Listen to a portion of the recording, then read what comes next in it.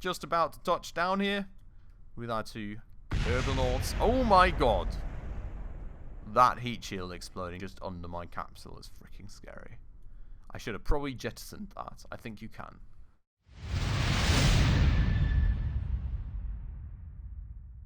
Alright everybody, hello and welcome back to another episode on Kerbal Space Program with me, Spacefish, and welcome back to our beautiful, beautiful Kerbal Space Center.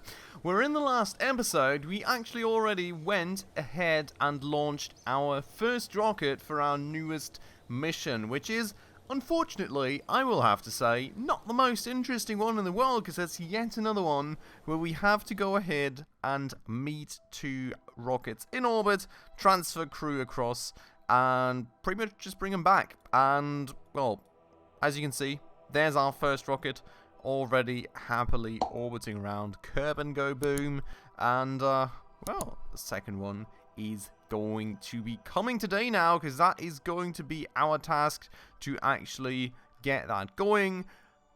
Let the two meet up in orbit, transfer the crew, get this career mission out of the way as quickly as possible so we can hopefully finally move on to some more interesting ones, taking us further out into the universe. You know, potentially something like Minmus, I think, would really be high up on my wish list if we don't zoom out too far. This little guy out here, that would be beautiful. Also, we wouldn't complain about going to, like, other planets and stuff, but that is probably a bit further out still. Nonetheless, we will go and get started launching yet another rocket. I do need to check back real quick on this one, just what we did in terms of the crew that we sent, if we sent to one Kerbal, and then we will get going based on that. Just Jeb, so we need to. But before we get going on actually launching the rockets to orbit properly, if you're new around here, if you do happen to enjoy this very episode, please make sure to go ahead and smash that subscribe button. Would mean the absolute world to me, really. We're trying to hit 1,000 subscribers currently on the channel. It's a long, long way to go, and every single person, especially on small channels like these, just helps out a ton. So, would really appreciate it. Thanks so much if you did it. And without further ado, let's go and get into the launch sequence. The question is, for me currently actually, if I go right to the launch pad, yes, I can assign crew right here too. So we will just go get another version of Kerbin Go Boom going, which is, by the way, a rocket that we got going the last time around to make sure that we, you know, actually easily get up, that we have enough energy just to easily get everything taken care of. And we will choose Valentina. We will not choose Bill. We will choose Bob instead, because he's our scientist. He needs experience, so we can extract as much science as possible from all these missions. So he will be going on this very trip.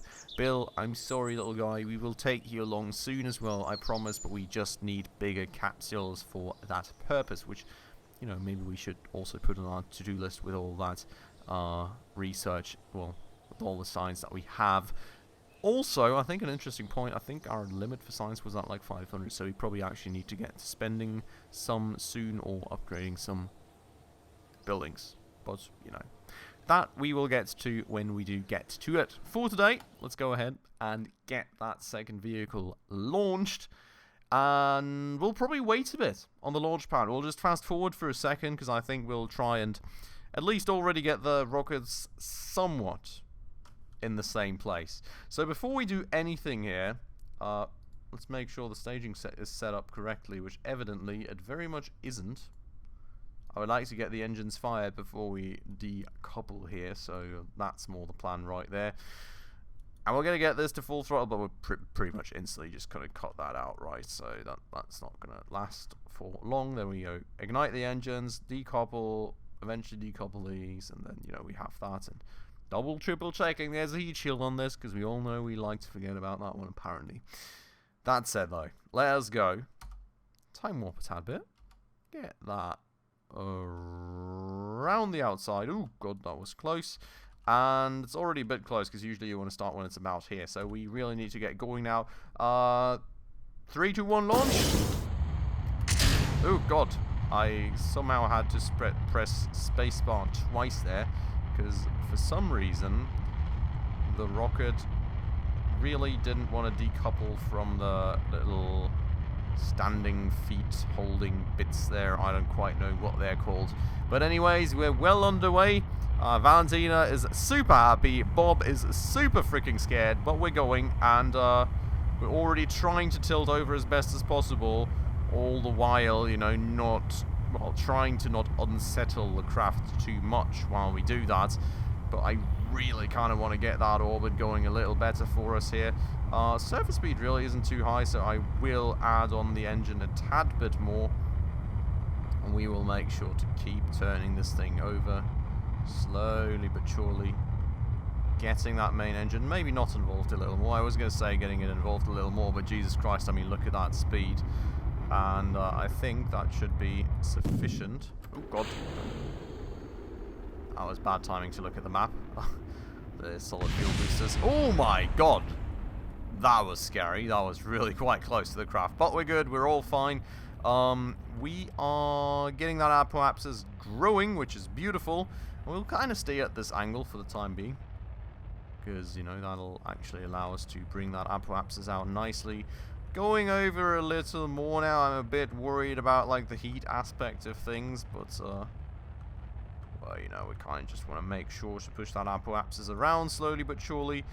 And, well, I mean, we could actually point up a little more, because that other craft we launched, I think, went out to like 100,000 meters, so we do need to make sure that the apoapsis does at least end up around that height.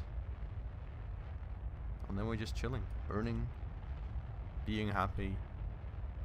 Not much to do currently. We are a bit ahead of that craft, but that said, I mean, it's also still faster than us, so he's probably going to catch up a little more.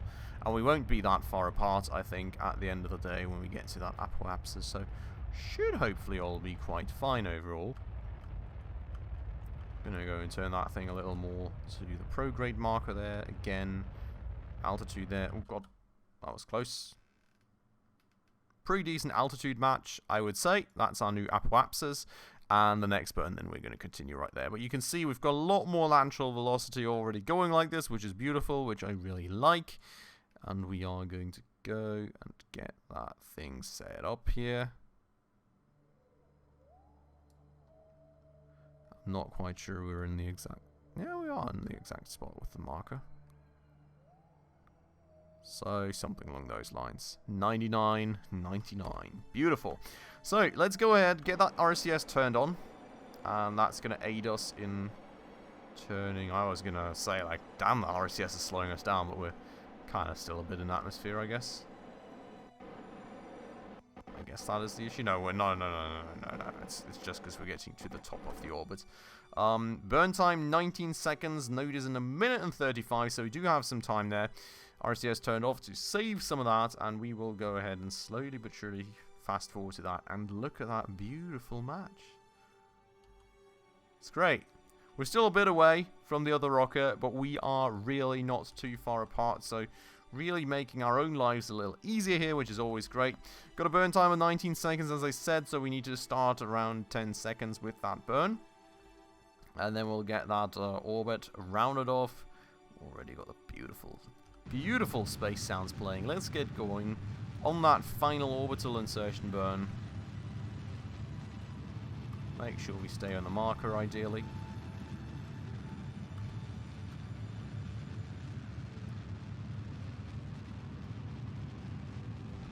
Okay, slow down. We can do the last bit a little more slowly. And even a little more slowly. And we just tap the throttle gently. And then we're at 0.1 meters a second of deviation, which I would argue is quite decent. I'm going to remove the maneuver down here because somehow it does not work otherwise. And we'll have a beautiful, beautiful orbit. Quite happy with that, honestly. I think that works just fine for us.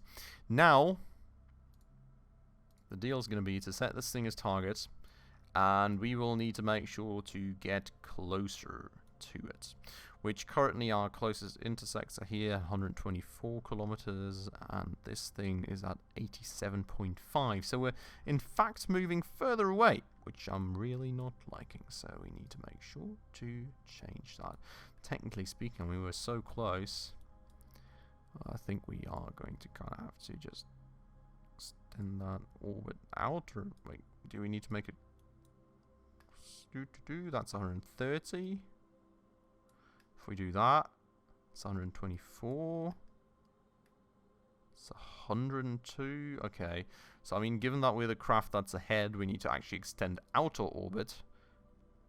Not outer orbit, but out our orbit to give the other craft the opportunity to basically catch up with us. Kind of want to plan that after this intersect, to be honest.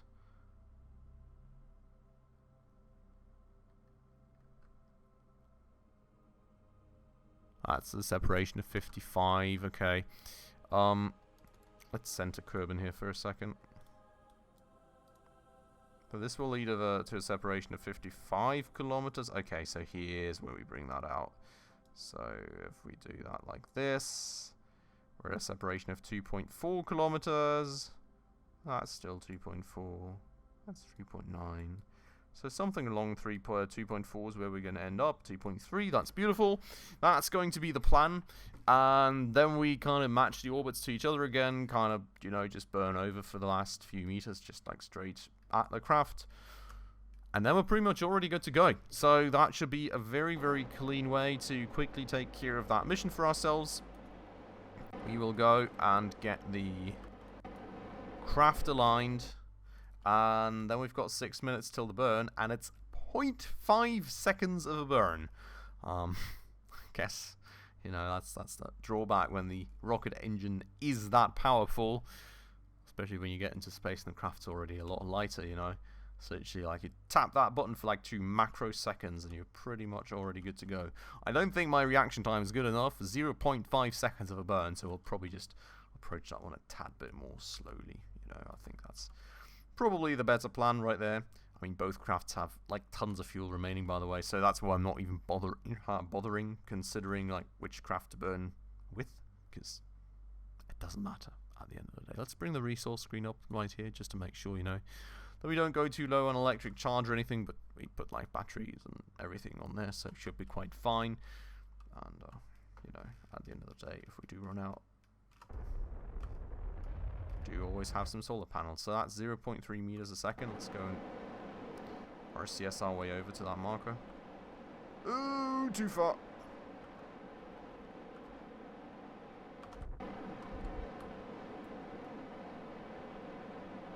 Yeah, I think 0.2 is the best we're going to get.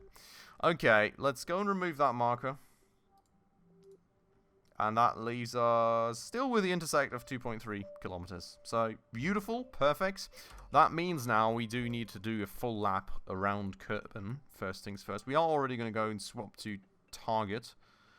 Because once we do get to that point of closest separation, or closest distance, you can see by the way here, solar panels working away, which is beautiful. But once we do get to that point of lowest bit of separation, we kind of need to just go and get the velocity between the two vehicles, so the velocity difference between the two vehicles to 0 meters a second. First things first, which we will use the retrograde marker for, and then we'll basically just burn straight at the target. As usual, you know, you guys already know it from the little orbital maneuver around the moon. It's not that crazy difficult or complex once you've seen it once or twice, I think. Issue. What? Do you guys just see that jump? I'm very confused. See? I think that may be intersect 3, basically. I think that's intersect 3. So, for some reason, when we're time warping, it already shows us the intersect after the fact. So, you need to kind of remember when this one's going to take place here. No, target velocity difference is already very small. We should be... I'm not even sure. Where do I see how far I am away from that vehicle?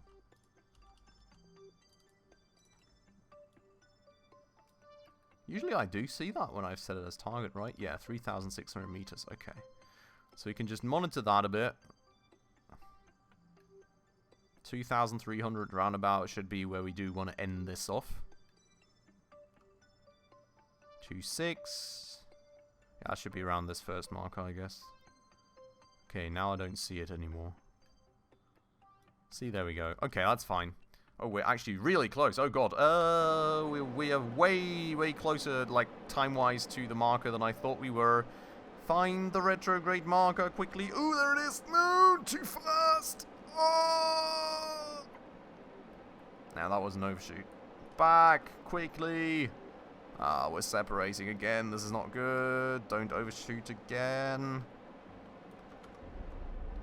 Come on, slow this down. Oh, Jesus Christ. Okay, there we go.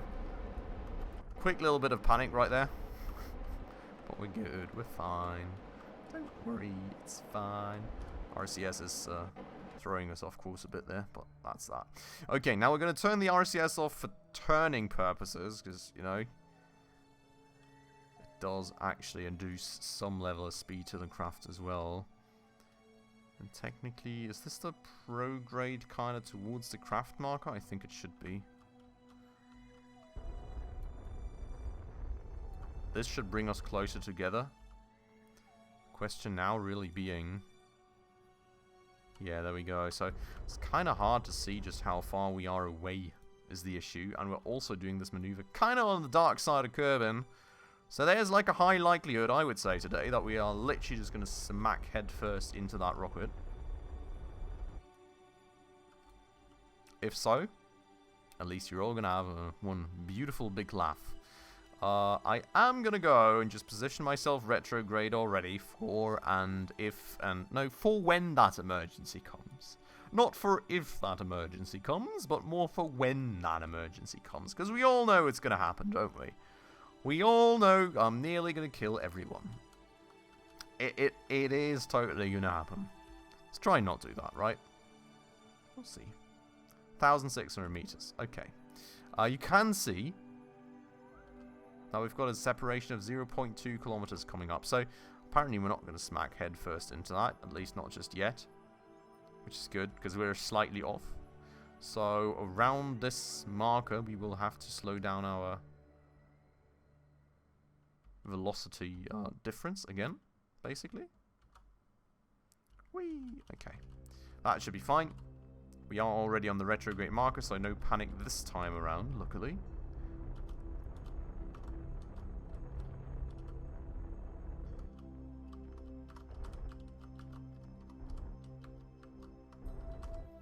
Yeah, not quite ideal. But nearly, nearly.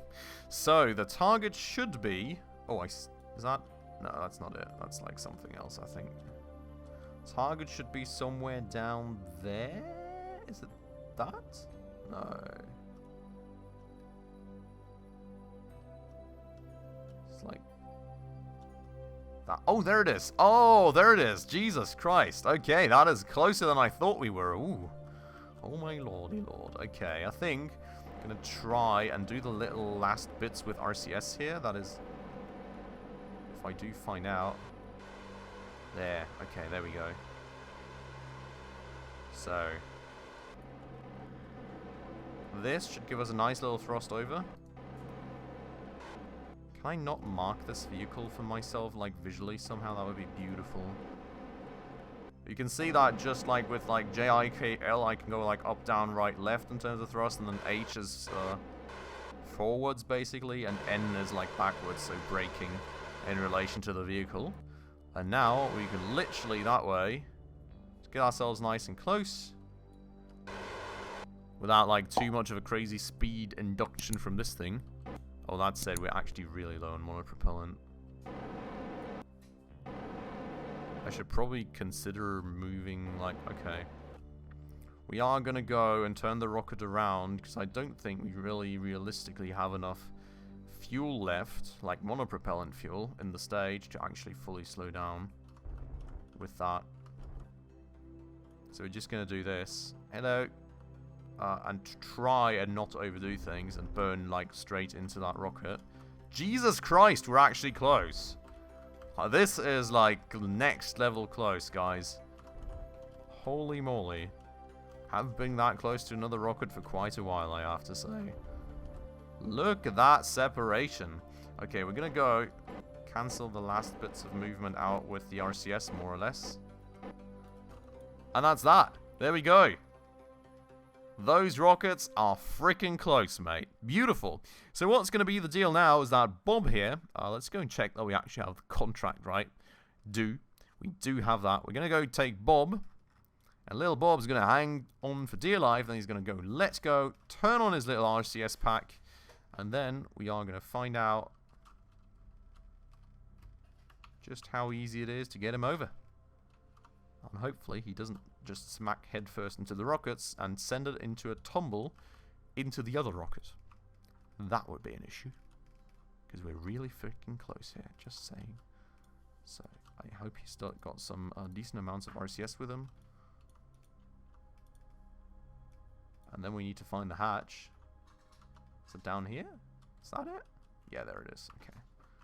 So, there we go. Nice and easy, does it? And grab. And we're on. Now you just climb up a tad bit and he boards. And we're good to go. Isn't that beautiful? Contract complete.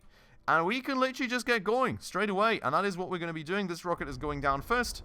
So, goodbye other rocket. Was fun having you around. Absolutely beautiful. Screenshots hopefully taken in retrospect in the recording. And we will go deorbit this puppy. Full speed ahead. Down towards Kerbin we go.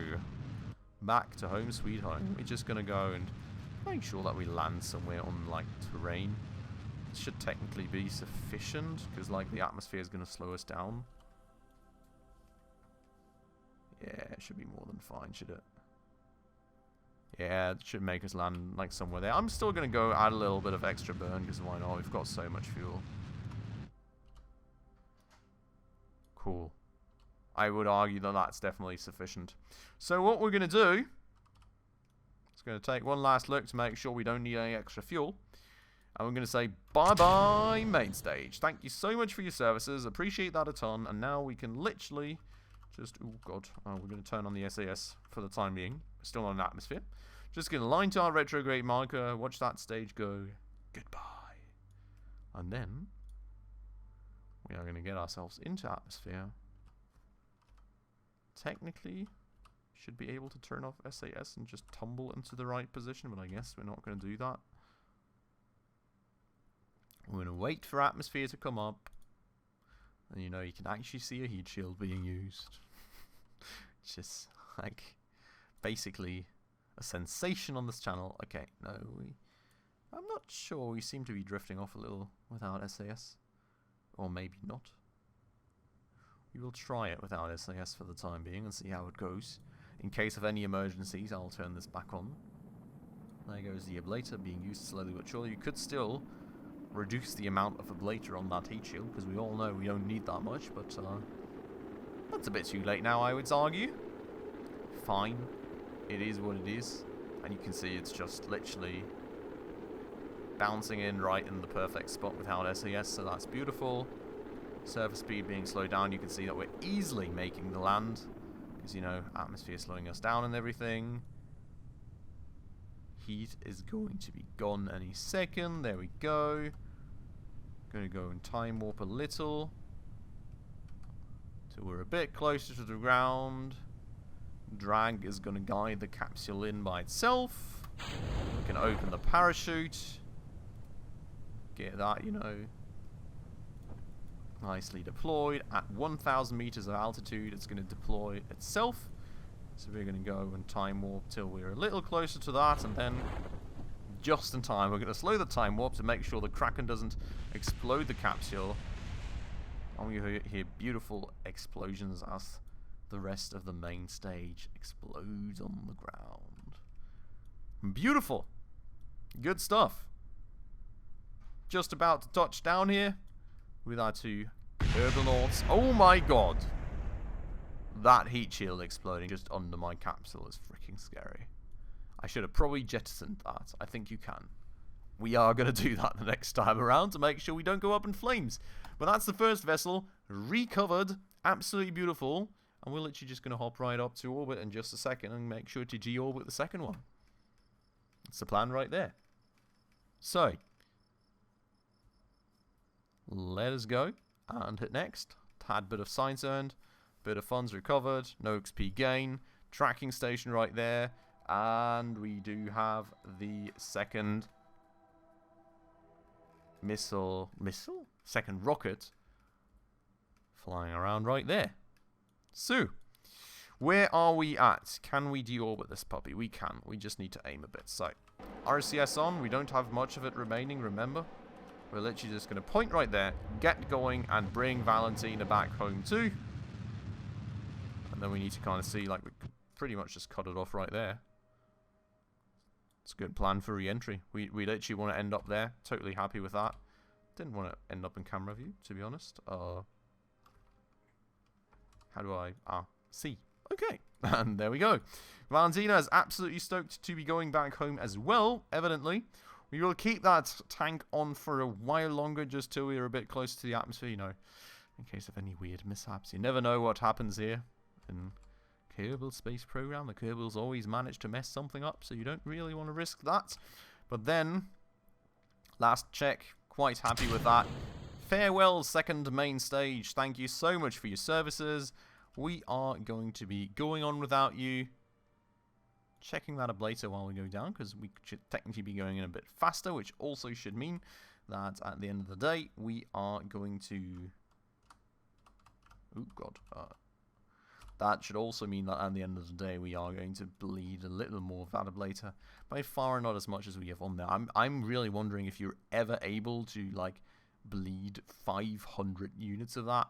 I've got quite a strong feeling that that is not possible, or you need to come like from the first planet possible without ever slowing yourself down in Kerbin orbit, and basically just intending to hit Kerbin like face first, like a meteor coming with like 30,000 meters a second or something. I've got no clue. I mean, honestly, these heat shields, like at their max capacity, are just insanely massive. And you can see we're literally like on fire, and we've used like 10 units out of 500 thus far, so yeah. I know, now it gets a bit spicy, but honestly, if we're lucky, we may use like 10% of this heat shield. And that's probably already overestimating that by a good bit. I think we're going to end up at like 460 maybe, to be honest. So, yeah, you know. You really need to do some crazy stuff to use that thing up fully, I think. Well, I guess that's the intent of the heat shield, you know. It's not intended to be used up fully, because at that stage, I guess you would be exploding. So, do probably kind of want to avoid that bit. But yeah, you know, surface speed nicely dropping down. SAS is, of course, long off. Same deal as with the other one. And we are slowly but surely headed into the planet. There goes all the flames.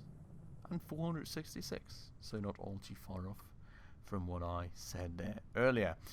Gonna guide the capsule in slowly but surely through drag and time warp as last time around. And the parachute's only going to open up 1,000 meters. So we're going to open the drag at 10 basically. Right here-ish. And then we're going to keep going. Down and down and down and further down. 4, 3, and 2. Slowing this thing down. We'll wait for that parachute to open, then we'll drop the heat shield, basically. Goodbye, thank you, dear friend. And there's a tree. There's a freaking tree. I'm a bit worried. Not gonna lie. Fingers crossed, I guess. Ooh, boy. Oh, God, that's close. I hope this has no actual physical texture, please. Okay. Okay, we're good, we're good. I was really worried that this would have, like, actual collisions. But we're all fine. We're all good. All landed. And that is Valentina recovered as well. And the contract finished, most importantly. So, very, very happy with that indeed. I think we can end it off right there for the episode. That thing is out of the way. Next time around, we will finally head on to the next contract and hopefully go a bit further away from Kerbin. Fingers crossed, really. Please wish me luck on that one. I really hope that we can finally get the chance to go a little further away. So, we will see what new contract we get in the next episode then. For today, I'm ending it off right here. I hope you all very much enjoyed it. Of course, if you did, please make sure to go ahead and smash that like button as hard as you can for the YouTube algorithm. And if you're new around here and haven't done so just yet, also please consider subscribing right down below, as well as hitting that bell icon in order to stay up to date on all those future upcoming episodes. But with all that out of the way then, as usual everybody, thank you so much for watching, and I hope I will catch you in the next episode very, very soon. Ciao.